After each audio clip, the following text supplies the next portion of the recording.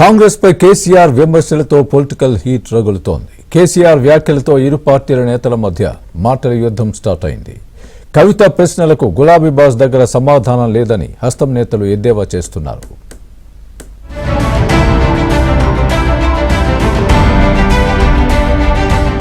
తెలంగాణలో రాజకీయాలు రసవత్తరంగా మారాయి. హస్తం నేతలు, గులాబీ నాయకుల మధ్య వాదోపవాదాలు రక్తి కట్టిస్తున్నాయి. బీఆర్ఎస్ ఆవిర్భావ వేడుకల్లో కాంగ్రెస్ పై కేసీఆర్ చేసిన విమర్శలతో పొలిటికల్ రగడా స్టార్ట్ అయింది. తెలంగాణలో ఏం జరుగుతుందో అర్థం కావటం లేదని, చండాలమైన ప్రభుత్వం ఉందని కేసీఆర్ ధ్వజమెత్తారు. పార్లమెంట్లో బీజేపీ ఎంపీ తేజస్వి సూర్య తెలంగాణను కించపరిచేలా మాట్లాడితే కాంగ్రెస్ ఎంపీలు మౌనంగా ఉన్నారని కేసీఆర్ ఫైర్ అయ్యారు.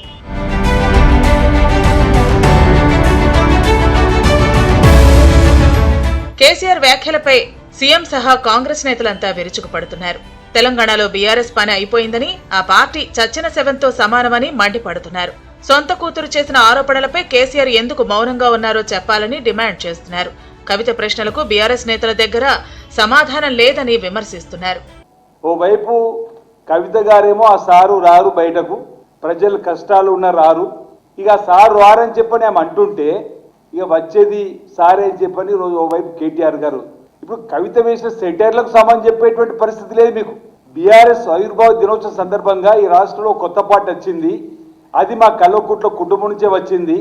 వచ్చినటువంటి పార్టీ మమ్మల్ని ఇష్టానుసారంగా విమర్శలు చేసింది, దానికి సమానం చెప్పాలని చెప్పిన ఆలోచన ఆ బీఆర్ఎస్ పార్టీలో చేయకపోతే ఏమనాలి అంటే తప్పులు మీరు ఒప్పుకున్నట్టేనే అంటున్నాం. తేజస్వి వ్యాఖ్యలపై పార్లమెంట్లోనే నిలదీశామని కాంగ్రెస్ ఎంపీలు గుర్తు చేస్తున్నారు. తేజస్వి వ్యాఖ్యలను సమర్థించిన కేంద్ర మంత్రి కిషన్ రెడ్డిని సైతం వ్యతిరేకించామన్నారు. క్షమాపణకు డిమాండ్ చేసినట్లు తెలిపారు. ప్రజాస్వామ్యయుతంగా చేయాల్సిన ప్రయత్నాలన్నీ చేశామన్నారు కాంగ్రెస్ ఎంపీలు.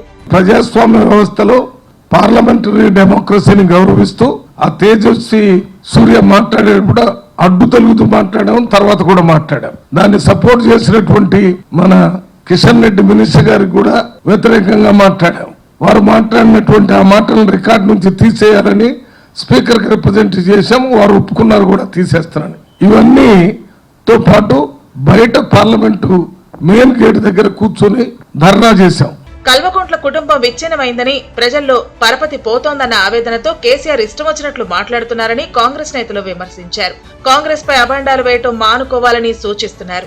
కుటుంబం కకావికలమైపోయింది, విచ్ఛిన్నమైపోతుంది, ప్రజల్లో పరపతి తగ్గుతుంది కాబట్టి బయటికి వచ్చి కాంగ్రెస్ ప్రభుత్వం మీద అభాండాలు వేయాలని చెప్పి మీరు చేసిన వెకిలి ప్రయత్నం ఈరోజు హాస్యాస్పదంగా మారింది.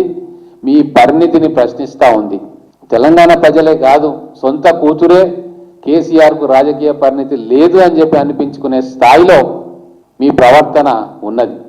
అధికారంలో మీరు చేసిన తప్పులను ఎత్తి చూపుతూ ప్రతిపక్ష పాత్ర కూడా మీరు సరిగ్గా చేయలేదు అని చెప్పి మీ సొంత కూతురే అన్న తర్వాత ఎందుకు తెలంగాణ ప్రజలు మళ్ళా మీకు ఓటేస్తారు?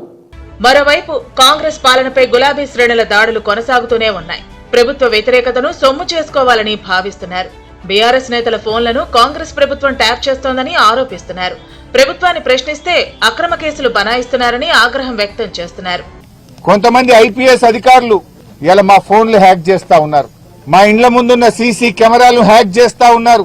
బెంగళూరు నుంచి ప్రైవేట్ హ్యాకర్లను తీసుకొచ్చి వాళ్లకు డబ్బులు చెల్లించి హైదరాబాద్ కమాండ్ కంట్రోల్ రూమ్ లో వాళ్ళను పెట్టి ఇవాళ బీఆర్ఎస్ నాయకుల ఫోన్లు హ్యాక్ చేస్తున్నారు, మా ఇండ్ల ముందుండే సీసీ కెమెరాలు హ్యాక్ చేస్తా ఉన్నారు. ఇవన్నీ బయటకు వస్తాయి.